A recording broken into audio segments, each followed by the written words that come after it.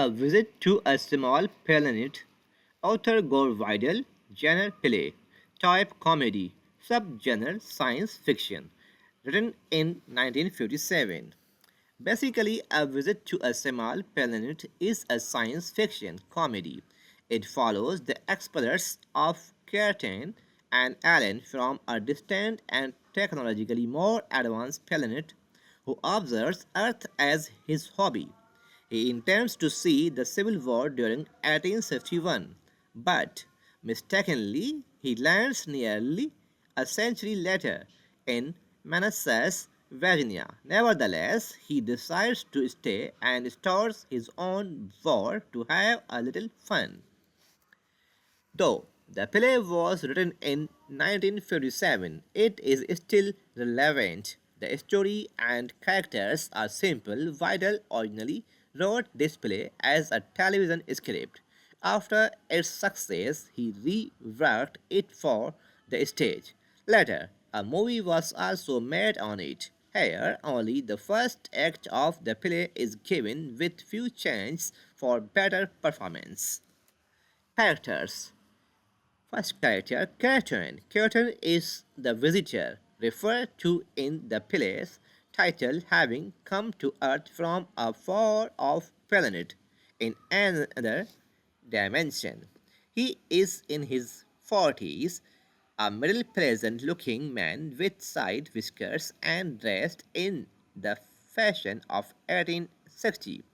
He is an immortal alien with the ability to read others, people, thoughts, and project invisible force fields. Second character, Roger Spelling. Roger Spelling is the news commentator who is middle aged, unconscious, and resonant. Third character, that is the daughter of Alan Spelling. That is the daughter of Mr. Spelling. She is 20-year-old, lively. Alan is Roger's daughter. Character number 4, Mrs. Spelling. That means she is the wife of Mr. Spelling. Number 5th character, John Randolph. John is a mannered young farmer. He is Alan's boyfriend.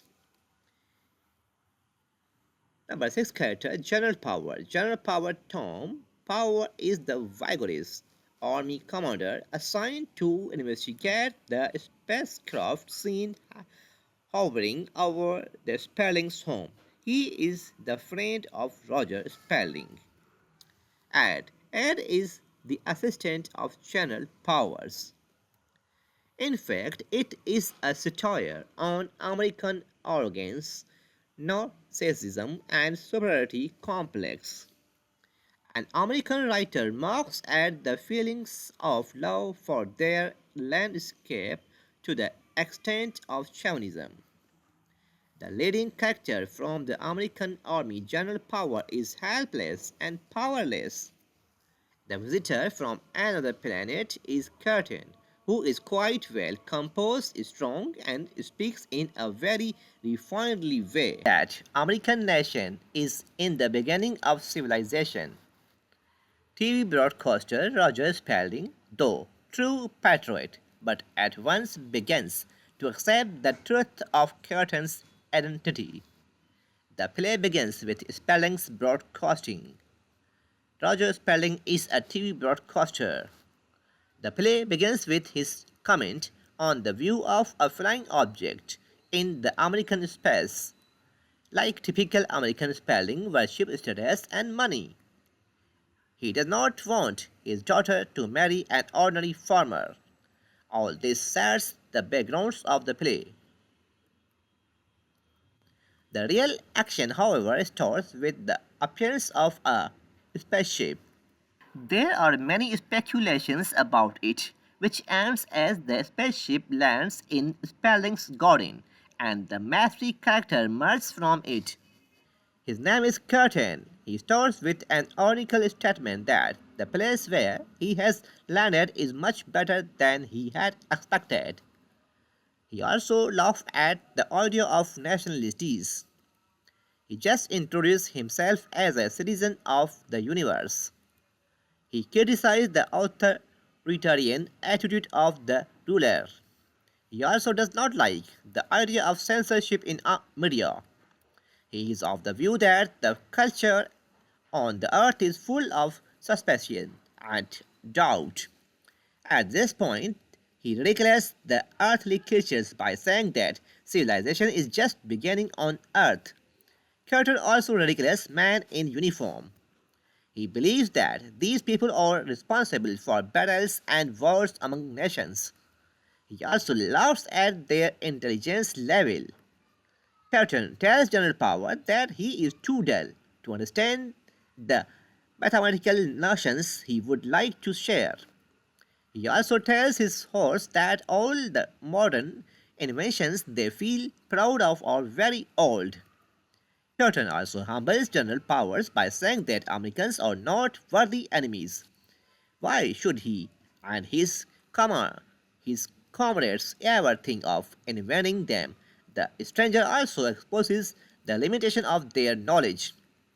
He proves to them that he is much more knowledgeable than the channel and his guests. This wealth of knowledge has enabled them to surpass earthly creatures.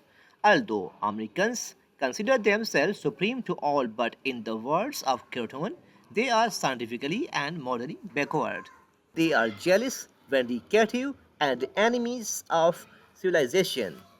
At first, none believes that Kreton is from some other planet. Only Mrs. Spalding, the wife of Roger Spalding, realizes that he is an alien. She greets him in a refined way, which pleases the visitor. Roger Spalding, the TV broadcaster, keeps communicating the people by his judgments and speculations. His wife, bored and vague, hears him passively when he talks. His daughter, Ellen, an energetic girl of 20, listens to her father inattentively. The daughter, the daughter and her mother both are well aware of the gimmick and jugglery of this media man, Mr. Spelling. He shows his annoyance and tells why he is doing all this. His wife answers that all the force is being done for their bread and butter. Ellen has set her heart on John. Rodolph, a man of average appearance and income, but he is a refined, well mannered, and kind hearted. Mrs. Spelling is of the view that Ellen should marry a man with good get up and go, which means a handsome, ambitious, and financially strong enough. In order to face the hazards of Curtin's presence, the government has enforced martial law in Maryland.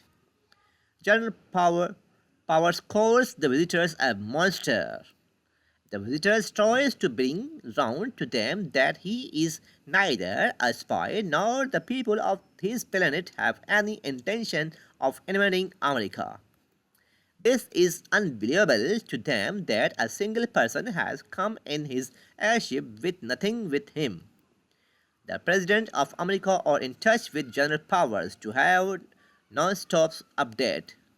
Their curiosity and apprehension speak of them being weak and their inferiority complex. Each word of Curtin teases and annoys them. They are mortal creatures and fragile like butterflies. Finally, Curtin leaves for his planet without causing any harm to them. That is the end of this play. If you like this play, so kindly like my channel.